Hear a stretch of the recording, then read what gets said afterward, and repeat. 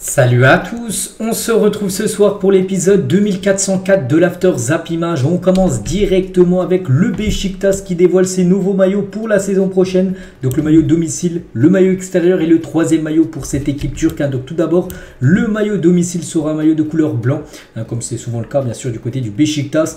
Donc il y aura les rayures noires mais un noir un peu plus effacé, on peut voir. Donc ce sublime maillot domicile. Le maillot extérieur sera normalement de couleur rouge. Je ne sais pas si c'est l'extérieur ou le troisième maillot, le rouge. Bon bref, voilà, c'est pas l'extérieur, ce sera le troisième maillot. Il y a aussi le maillot noir. Voilà pour cette équipe turque. Donc voilà les trois nouveaux maillots officiels pour cette équipe du Beşiktaş. On va parler de Bukayo Saka, financer l'hébergement de 26 familles directement touchées par le tremblement de terre qui a frappé la Turquie. Souvenez-vous, c'était il y a déjà quelques temps. Donc l'an dernier, après s'être associé à Big Show, Saka avait également financé 120 opérations chirurgicales d'enfants atteints de hernie et de tumeurs au cerveau au Nigeria. La grande classe, rien à dire les gars. Il gagne beaucoup d'argent, on le sait, Bukayo Saka, et il ne garde pas tout pour lui les gars, il fait profiter voilà, cet argent par exemple, il aide des personnes du côté du Nigeria, du côté de la Turquie, vraiment magnifique geste bien sûr de Bukayo Saka.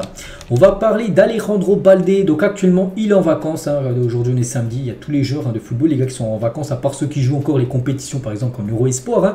Donc Balde lui a vacances, il est actuellement en Guinée-Bissau pour les vacances, il est derrière bien sûr l'équipe nationale, donc il a dit bien sûr je suis les matchs de l'équipe nationale de la Guinée-Bissau, que ce soit en CAN ou en éliminatoire. Je suis très heureux qu'ils aient réussi à se qualifier pour la 4e fois d'affilée lors de cette Coupe d'Afrique des Nations. C'est vrai qu'il aurait pu représenter la Guinée-Bissau, mais il a choisi de représenter l'Espagne, le joueur Alejandro Balde.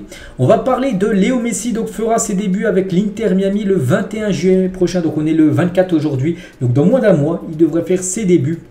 Léo Messi, donc Jorge Mas, un copropriétaire de la franchise de MLS, explique que l'Argentin devrait jouer contre Cruz Azul en Coupe des Ligues. Donc je ne sais pas trop c'est quoi cette compétition. Bref, voilà, son premier match devrait être contre Cruz Azul, une équipe mexicaine. Voilà pour Léo Messi. Donc voilà, dans moins d'un mois, on va revoir Léo Messi lors d'une rencontre officielle. Et toujours avec Messi niveau salaire, combien il touche réellement du côté de l'Inter Miami.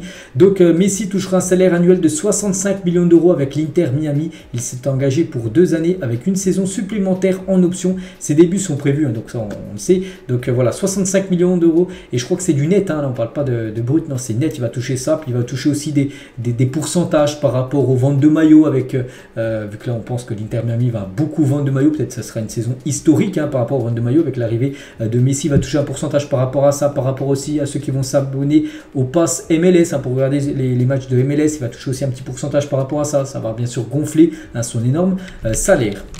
On va parler cette fois-ci de Cristiano Ronaldo. Donc c'était quand? C'était mardi soir, je crois qu'il avait joué contre l'Islande, où il avait marqué un nouveau but et aussi 200 matchs avec la sélection portugaise. Je sais que je détiens certains des records, je suis le meilleur buteur de l'histoire de l'équipe nationale et je sais que je détiens beaucoup d'autres records. Mais je le dis honnêtement, je ne cours pas après les records, ce sont eux qui courent après moi.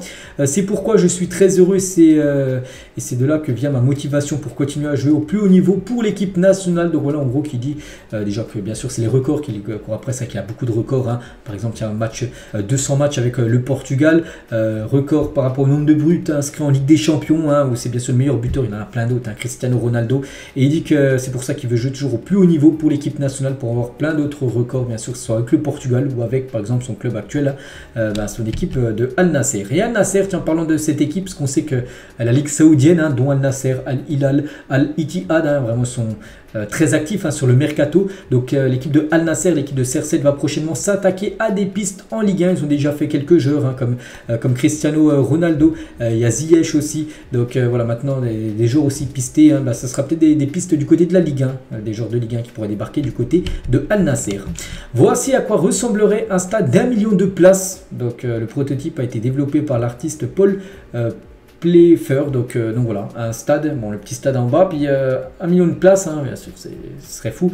Donc voilà, il faudrait monter de beaucoup d'étages pour avoir une capacité de 1 million de supporters lors d'une rencontre. C'est vrai que ceux qui sont derniers tout en haut, ils verraient absolument rien du tout. Toujours avec les grands stades, vue aérienne du Rose Bowl à Pasadena pour la finale de la Coupe du Monde 1994. C'était entre le Brésil et l'Italie, et c'est le Brésil qui s'était imposé au tir au but contre l'équipe italienne. Donc voilà, c'était aux États-Unis, hein, cette Coupe du Monde, qui a organisé une Coupe du Monde, on le sait, les États-Unis, là, dans 3 ans. Donc voilà, la finale se déroulait dans ce stade qui était bien évidemment à guichet fermé. On va parler de l'Ajax Amsterdam lors de la saison 2018-2019. Hein, regardez, cette équipe-là va atteindre comme les demi-finales de la Ligue des Champions. Des joueurs, voilà, la plupart ont quitté le club. Hein. Donc, comment dire, je sais pas, tiens, Onana maintenant qui joue du côté de l'Inter Milan, De Ligt hein, du côté du Bayern, De Jong du côté du FC Barcelone, ou par exemple, Neres aussi hein, du côté du Benfica. Donc voilà, cette magnifique équipe, hein, c'est que la plupart vont tous quitter bien sûr le navire hein, du côté de l'Ajax, avec une saison très compliquée, hein. N'oubliez pas qu'ils ont fini 3e du classement. Toujours avec une grande équipe, cette fois-ci il y a encore plus d'années, hein, c'était l'équipe de l'AC Milan, il y a encore plus d'années, je sais pas, à peu près une quinzaine, vingtaine d'années.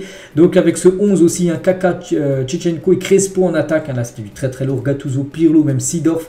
Et derrière il y avait Maldini qui joue défenseur gauche, hein, même si bon, il devait dépanner je pense, parce que normalement il joue plus dans l'axe avec Nesta, Stam et Cafu et Dida au but. Hein, là c'était aussi bien sûr le AC Milan Prime. Le plus grand penalty de l'histoire, peut-être aussi la Panenka réalisée par Zinedine Zidane en finale de Coupe du Monde contre l'Italie et contre Buffon, le meilleur gardien à l'époque, hein, bien sûr. Donc en plus, le ballon avait touché la barre, il avait franchi à peine la ligne, hein, il avait peut-être franchi la ligne de ça, les gars. Il n'y avait pas la goal line technologie, hein, l'arbitre a pu lui dire non, tellement que ça allait vite, vu qu'il n'y avait pas de vidéo, tout ça, il a pu voir l'arbitre, non, ça n'a pas franchi la ligne, si, le ballon avait bien franchi la ligne. Le but avait été compté pour l'équipe de France, bon, c'est après ce qui s'était passé, bien sûr, avec la défaite et surtout le carton rouge aussi hein, de Zidane, avec le coup de boule qu'il avait mis hein, sur le défenseur italien. Nike a remis en vente hein, pour une durée limitée la CTR 360 Maestri 3.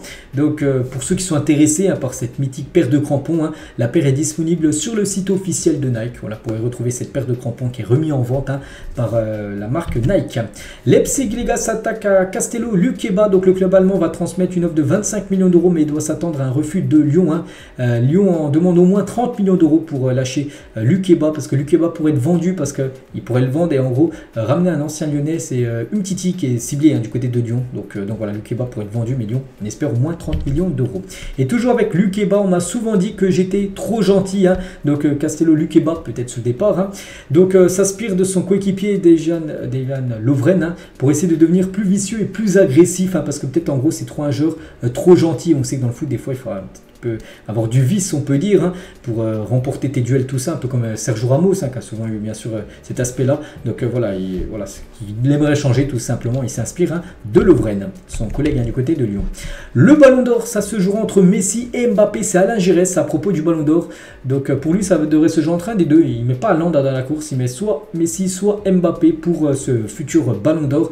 Donc Alain Giresse, n'oubliez pas qu'il avait terminé comme deuxième du Ballon d'Or 1982. Donc pour lui, ça sera un des deux qui sera le Ballon d'Or.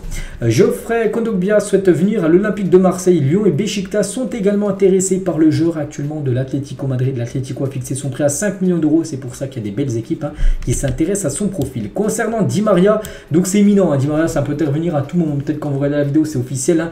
Di Maria va faire son retour au Benfica Lisbonne. Donc voilà, ça peut être officiel à tout moment. Il devra faire son retour. Du côté du Portugal, lui qui avait évolué de 2007 à 2010 hein, du côté de cette équipe.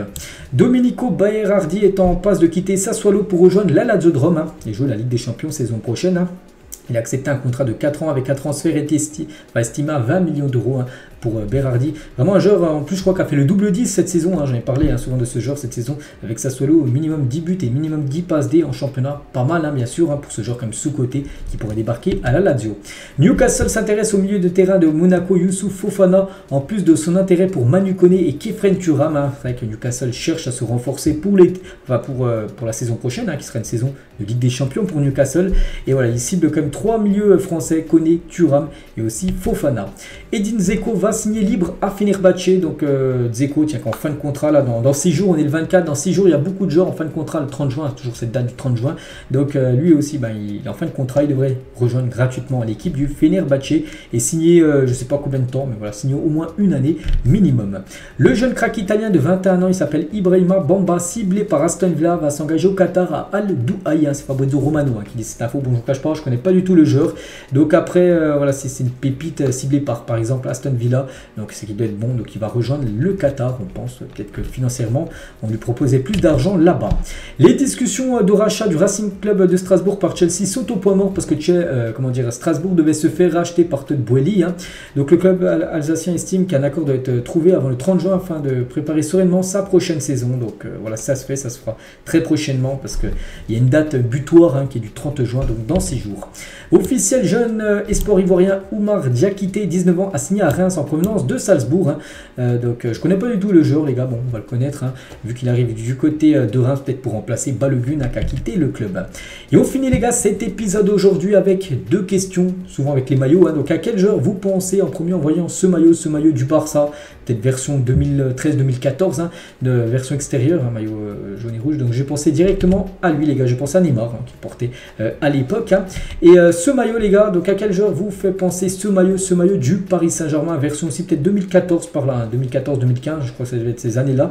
Donc là j'ai pensé à notre Brésilien, c'est Thiago Silva, voilà, qui le portait bien sûr, qui a par exemple là aussi un but contre son club actuel, Chelsea où il évolue. Il avait marqué un but en Ligue des Champions du côté de Stamford Bridge, il avait éliminé cette équipe de Chelsea cette année-là. Donc voilà ce qu'il y avait à dire aujourd'hui, j'espère que ça vous a plu, on se retrouve demain tout simplement pour le prochain After Zap Image. Bon samedi à vous et à demain.